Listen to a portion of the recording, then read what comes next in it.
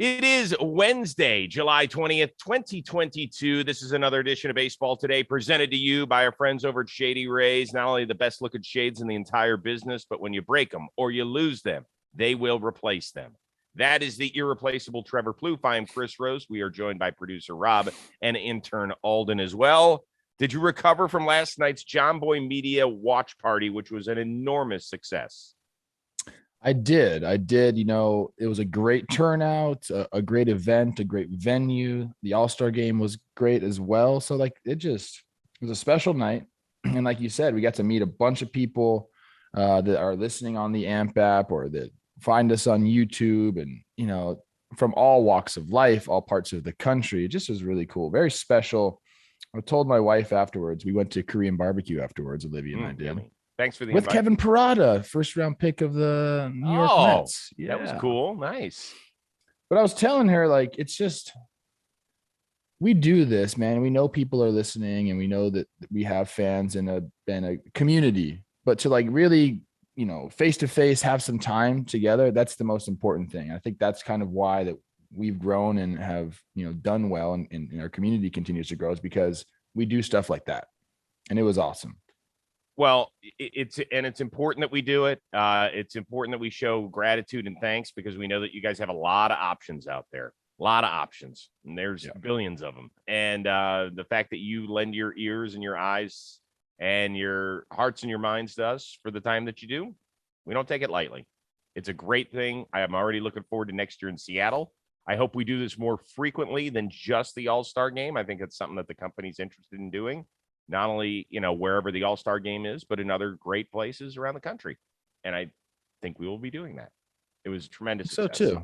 A lot of fun. I was able to get both my boys down there. Josh and Brady had a great time. It was really cool. That was your first time. Why is everyone so tall? All like your kids and your kids' friends are so tall. I don't understand what's going on. What are they putting in the water in Brentwood there? I don't know, dude. I don't know. Yeah, Josh is 6'5", Brady's almost 6'2", and sweet stash. He's got the sweet stash going. You went up to him last night. You're like, dude, what is going on with your stash? I get it. You know, at that age, he's trying to mature himself a little bit. Yeah, he is. All right, let's get to it. American League wins a 9th straight All-Star game. 3-2 was your final. We'll get to the MVP talk momentarily. But obviously, in my opinion, the star of the show were a few guys that were mic'd up during the Fox broadcast. Here we go, starting with Alek Manoah. Bayou, here we go. Yeah, baby, front here. Don't flinch. Right down the middle, but we'll take it. 3 punches. Let's go. Alek. Oh, here, up and in again. All right. Yep.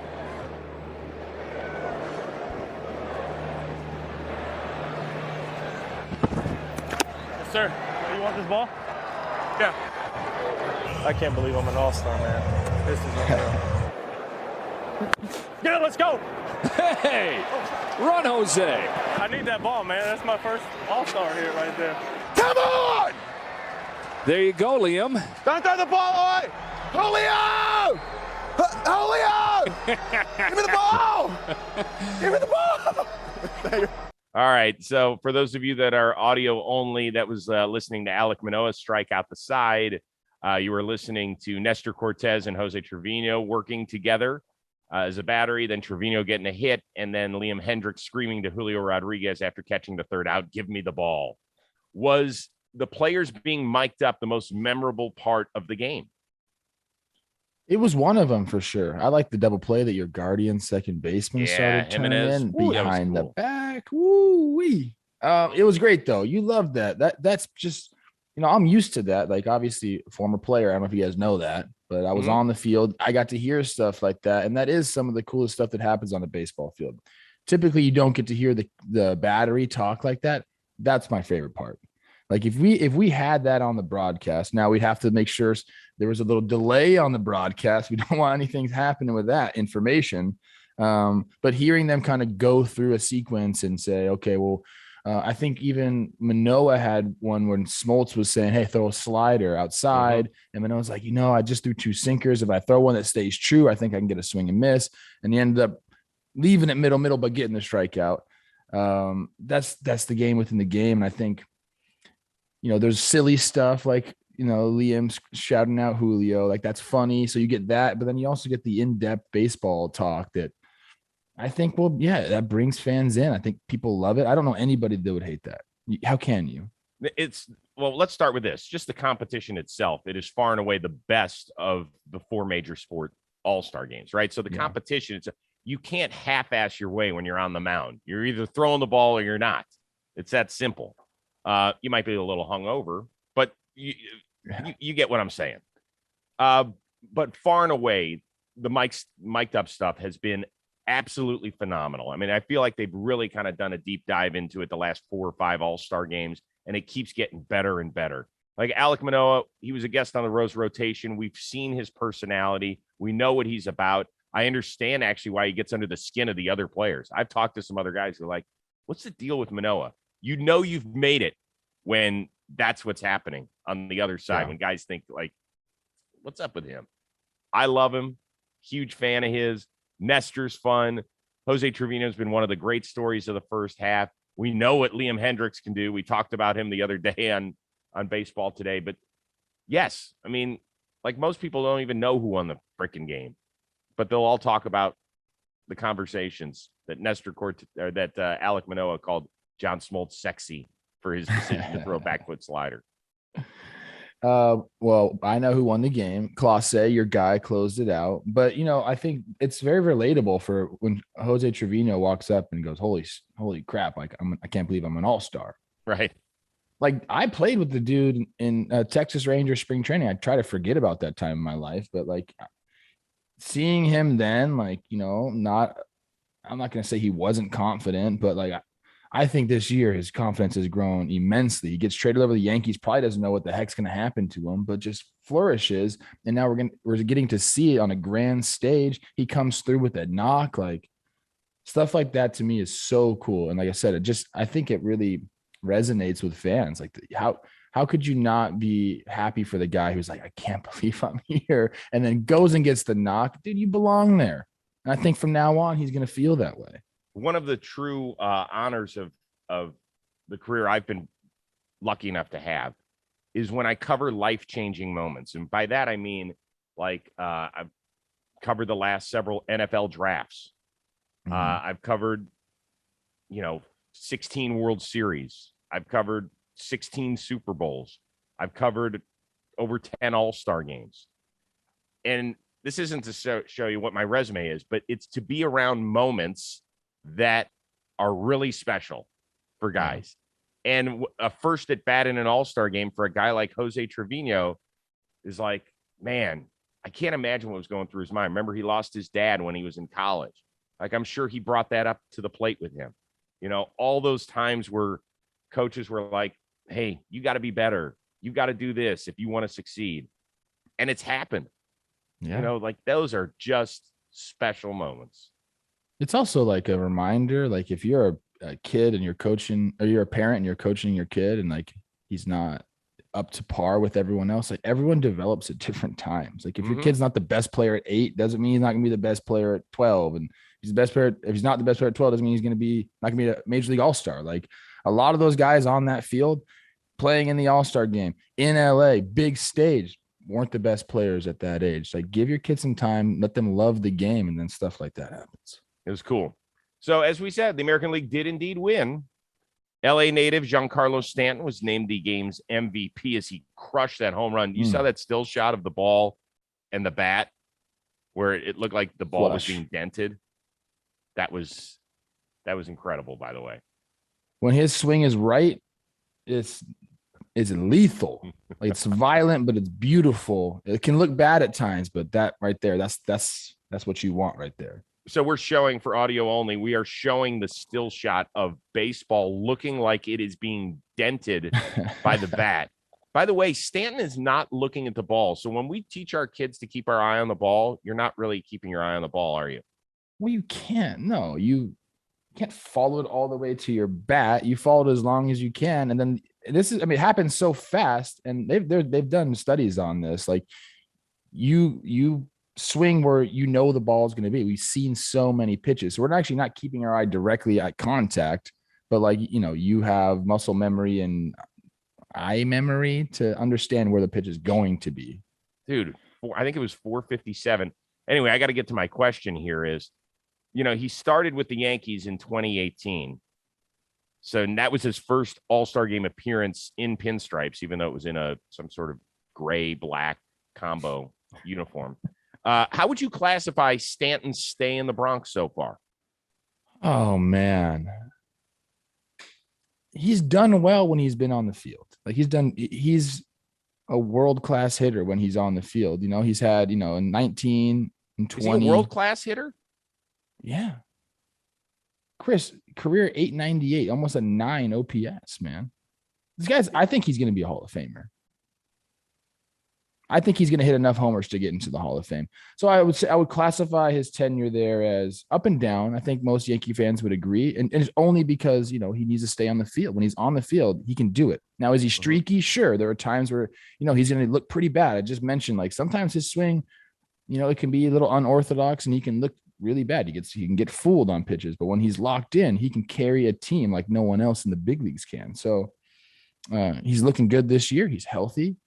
And I think if he stays and helps this Yankee team go far into the postseason, that kind of changes everything. And I think Yankee fans start to say, well, they already love Giancarlo, but to really cement himself, in pinstripes, like he needs to take him deep into the playoffs. So when you come over from a team, and he came over in a trade that I don't think amounted to much for Miami, I think I'm remembering that right. I'll have to go back and look at the transaction. It was Starlin Castro, Jose Devers, and Jorge Guzman. So yeah. Yes. Yeah. That's Devers' brother, isn't it? Jose Devers? It's Raphael's brother. I'm pretty sure that's who it is. Get right there. Anyway, cousin. Cousin? Yeah. Okay. When you do really well somewhere else and you either trade or get signed and you have a huge contract with you, the new fan base will only look at you for those numbers instead of all other numbers until you help them reach the Holy Grail, which Stanton has not. Now, he has gone on some great runs in the playoffs. Like a couple of years ago, you couldn't get him out in the playoffs. So he did his job. But I honestly, and I would be curious to talk to Yankee fans, do you think that they look at him strictly as a $300 million contract, or do they look at him as a productive, perhaps the second most consistent piece in this lineup behind Judge in recent times when healthy? I think it's when he's healthy, he is that. I mean, when you have, but how do you think they look at him?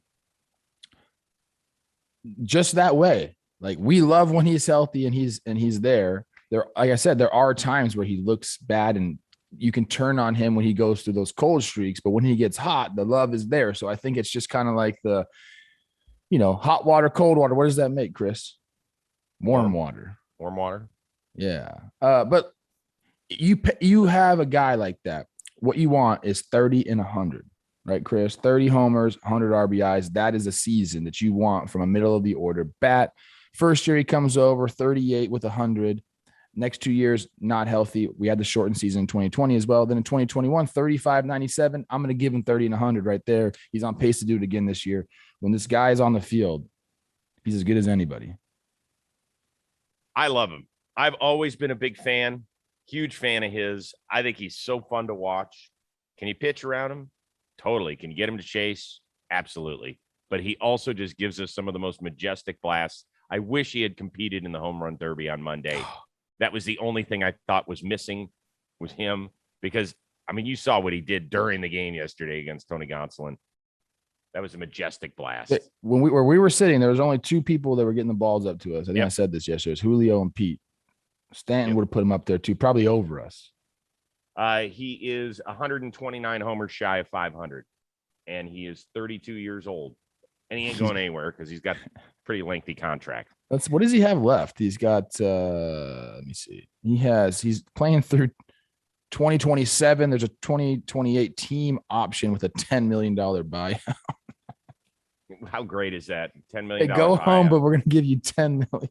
I think John Lester got that from the end of his deal with the Cubs. Here's $10 million to not play for us. Thank you. I haven't played for anybody. I'll gladly take the 10 mil. You will, won't you? Oh, hell yes, I will. I don't want that. I want to work, Chris. Yeah. Oh, you want to earn it? Not me. Scott Boras told Sports Illustrated Stephanie Epstein that the Nats did not charter Juan Soto a flight to Los Angeles for the All-Star game on Sunday. Instead, he had to fly commercial. Whoa, did you almost fall out of your seat? Fell over. I'm supposed to be the non-athletic one on this show. You were the best two-way player available out of high school in 2004. You almost fell right on your ass. World-class athlete. Don't ever forget that, all right? Just people always forget that about me. No, I mention it like at least twice a week on this show. Anyway, so Boras said that Soto had to fly commercial through Atlanta, got into LA about 1:30 a.m. Monday morning. And remember, he was competing in that day's home run derby. Does this relationship between Soto and the Nats feel like it is over? If I just said, give me the cheapest organization in the big leagues, who do you say? The Oakland A's? Yes. Okay. Yes. Now, they also didn't charter their player a flight. He flew with the Astros. Yep. You don't want to be mentioned in the same regard as the Oakland A's if you're talking about spending money or giving stuff. Like, you don't want to be on the same page as them if you're the Washington Nationals, and now you are. Congratulations. Are you kidding me? Juan Soto, the guy you're trying to get to stay here in your city for 15 years. You won't fly the dude out to the All-Star game like every other organization does. It is a joke. I'm sorry, dude. You can't send him. Juan Soto's a superstar, and he's your superstar. You can't send him through the airport like that and make him wait. He got into LA at 1:30 in the morning on Monday, and he was competing in the home run derby.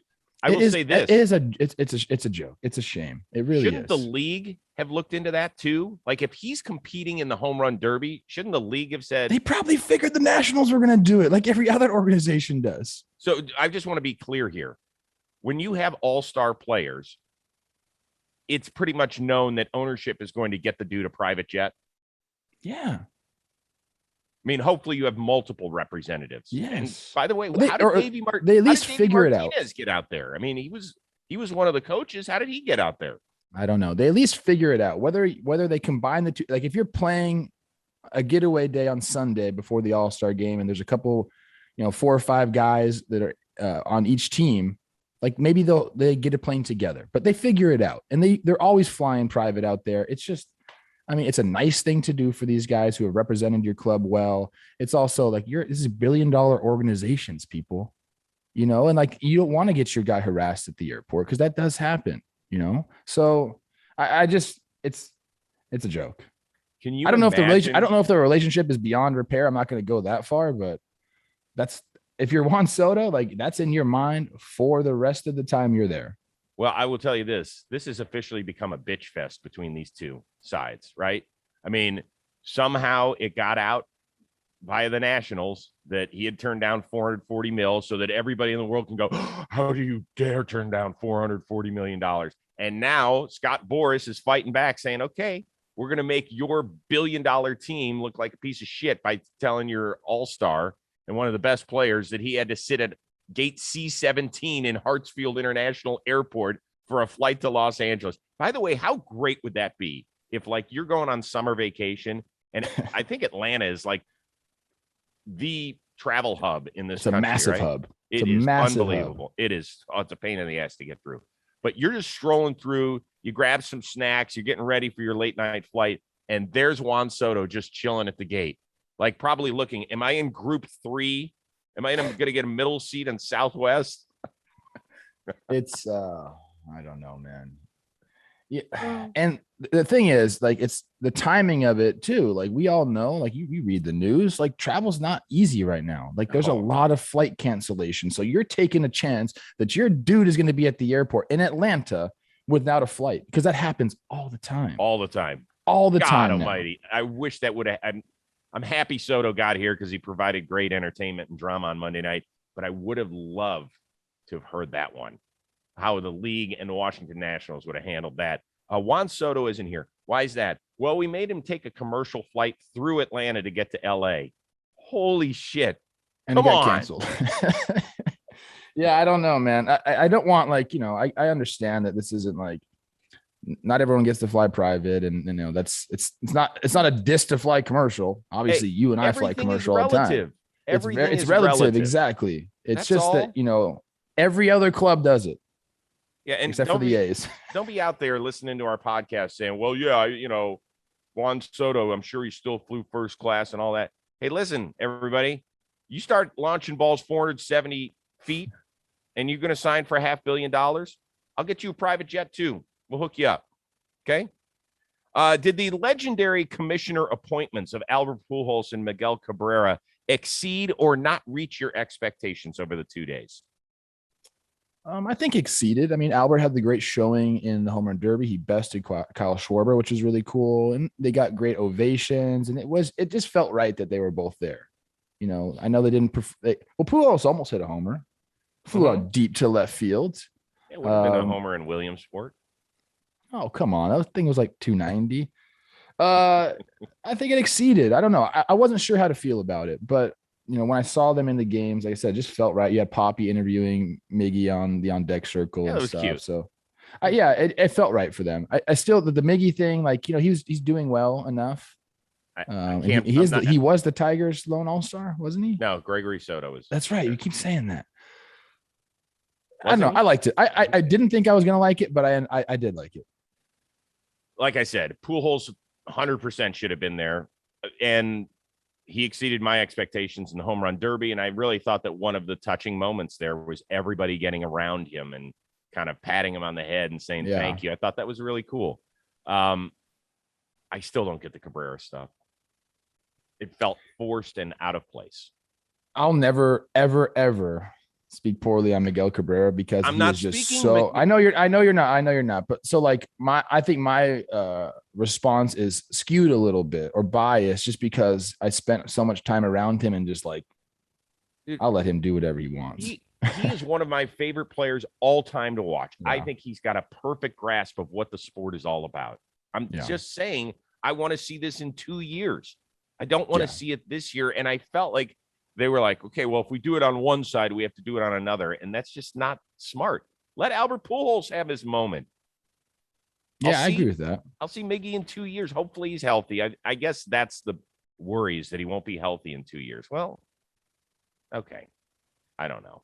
What do we got? What's Robbie putting in the chat? Well, this is smart. He said Miggy's only at bat was when Ortiz was going through the dugout. So it kind of took away from it anyway. It's a good point. I wasn't a fan of that. No, listen, I'm a huge Poppy guy, right? I've gotten to know him through Millar quite a bit. Okay. And I love him. This is fun. And I understand Fox is trying different things. I've been a part of that broadcast, where you're trying all sorts of different stuff. Dusty was hilarious, by the way. Dusty was funny. Yeah, Dusty's nice. He's great. But, I think that for everybody, if you wanted to see Miguel Cabrera, if we're going to bring him here, let's not do this during Miggy's at bat. Well, Big Poppy's not an all-star. This is the all-star game. And so it kind of made it about him a little bit too much. Well, that's what they do at Fox. That's how they do it. By the way, we saw your boy Dustin Morris in the dugout. Yeah, we did. He almost got ran over by Big Poppy. No, he did. I know. By the way, Dustin's looking chiseled, dude. Because Nelson Cruz challenged him like last year or 2 years ago. He said he would. I think there was some monetary value going around there. Like if you gained X amount of weight, he'd give him this or whatever. And Dustin just said, you know what? Not only because I want the money, but I think it's good for me. He started working out. It looks great. Yeah, he does. By the way, Dustin's like the head of the communications department and does a lot of their content stuff. One of the really good guys. He's helped us out a lot. When we first got started, Dustin hooked us up with all the PR guys throughout the league. So thank you, Dustin. Yeah, it was good to see him the other night at the John Boy party. All right, finally, we did have the red carpet show, which was always fun. It's good to see guys' fits. There were a few really good ones. Starling Marte. Yeah. I mean, I guess he's been working out lately. I can't really tell. Jesus. I mean, are you kidding me? We had him. Mookie looked great. Ronald Acuna was amazing. Jose Trevino and his son looked fantastic. Did you have a favorite fit of the day? There were some some ones that were, outlandish, which I get. Like it's LA, you want to showcase your style. But I thought like a classic, beautiful look. And I almost hate to say this because he's the one guy who probably doesn't give a shit what I say. Like could care less what Coach Trev says about his outfit, but he looked damn good. Stansby Swanson, man. I don't know if you saw it, but it was just the color brown was just the right shade. It was like the double-breasted suit, and he had these suede kicks on that just looked right, man. The guy knows how to dress, and he's a hot dude. And like I said, I know he doesn't care. He give a shit what I say, but I got to give props when props are due. Yeah, that's a good look. That's a good look. Not a lot of guys can pull off that type of jacket. That's a good look for him. I loved Jose with his son. I thought that was just sensational. But Starling Marte, I mean, you're making all of us guys who are really struggling right now, trying to get into some sort of shape. Like that guy, that's how that dude's going to look like when he's 72. Yeah, see, that's not fair. You think that because I don't think he's in the gym like doing crunches and doing all that. I think that's a lot of that is just natural for him. And you and I don't have that. Look at that. It looks like one of the fake shirts that you put on that has the ripped look. Or I mean, that can't possibly be somebody's body. Hey, you know what? And I would be doing the exact same thing if I was jacked up like that. And so would you. We'd be going shirtless every day on the show, bro. I mean, that's what I say it all the time. Like when I see Myles Garrett doing something in one of his workout videos for the Browns or some, anybody that looks that way. I said, I just want to have their body for like 1 week so I could walk around without a shirt and just see what it's like. I have You don't walk around without your shirt on ever? I would have to put on a man's ear right now. I have to be honest with you. What does that mean? A man's ear? It's like a dude. It's like a dude bra. I'm not in a good place right now. Oh my gosh, bro. What do you have coming up on John Boy Media? I don't really know. We got talking baseball on Friday. We skipped the midweek episode this week. So I'm sorry that you didn't get one. Some scheduling issues happened. So we'll be back on Friday. I don't know what we're going to talk about. I guess second half, what's going to happen, maybe some trade stuff, maybe the All-Star game. We'll get into it. We did have some discussions about changing some things up. Talking baseball could be shifting a little bit. But yeah, that'll be on Friday. What do you got, bro? Well, yesterday we taped our second annual Rose Rotation Draft Fantasy Show, Trade Draft Fantasy Show. So I did that with Ashlyn, who is the defending champion, Jerry Blevins, who obviously is part of our company on Chase Station, and Josh Tomlin, who is a guest on the Rose Rotation and does some work for the Atlanta Braves and is got a good personality, good sense of humor. I thought he'd be kind of a fun guy to do it. So we each got 8 picks. It was a snake draft. We have one of our bosses that made a surprise appearance, which was kind of fun. Okay. One of our other cohorts dipped his head into the pod. That'll be coming out tomorrow. You can play along and see who does best because there's a point values chart. So that's coming out tomorrow. It's a good time. Good time. Nice. All right. We are back at it again on Thursday when the second half resumes with an abbreviated schedule, including a doubleheader between the Yankees and Astros. I'm sure we'll be talking about that and so much more. For our legendary producer, the one and only Robbie Scirocco, and our very tall summer intern, Holden Stone, that is Trevor Plouffe. I'm Chris Rose. We will see you Thursday on Baseball Today, presented to you by Shady Rays.